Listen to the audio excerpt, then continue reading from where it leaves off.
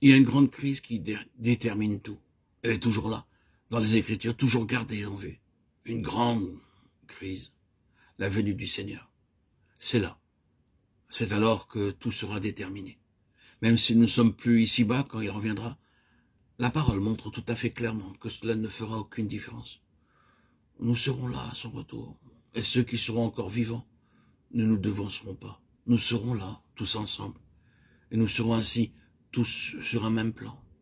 C'est alors que sera déterminé ce que sera l'avenir, ce que sera exactement notre place, quelle sera notre fonction. C'est un grand facteur dans l'aspect futur des choses. Les Écritures gardent toujours en vue la perspective du retour du Seigneur.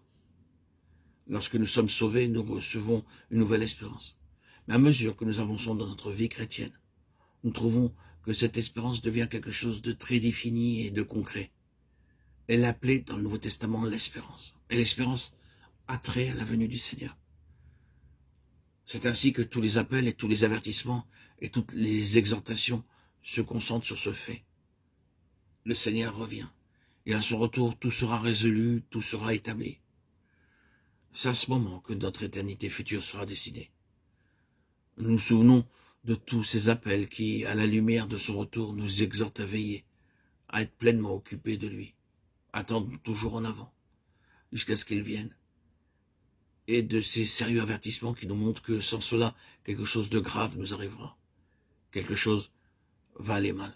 Nous ne faisons pas de ceci un système de doctrine pour le cristalliser en une forme d'enseignement, mais ce sont des faits, de purs et simples faits.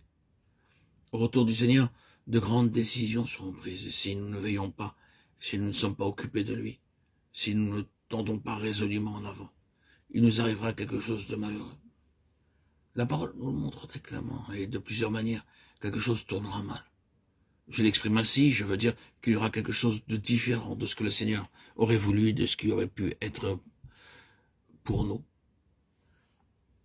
Nous faisons ainsi entrer l'éternité future directement dans le présent, et nous disons que c'est un motif immense qui donne un ressort à la vie chrétienne.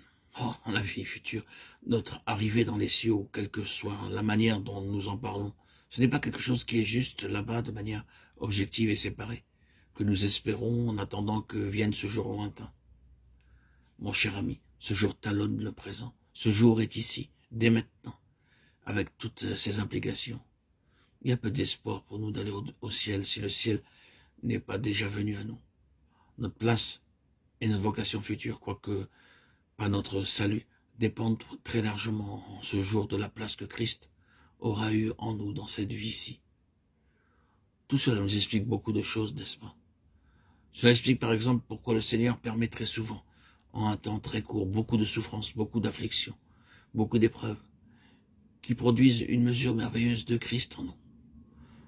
On peut voir la croissance en grâce, l'on discerne la patience, l'endurance, la bonté, l'amour de Christ paraître dans cet enfant de Dieu éprouvé. C'est la préparation pour la gloire, la préparation pour le service. Cela explique beaucoup de choses.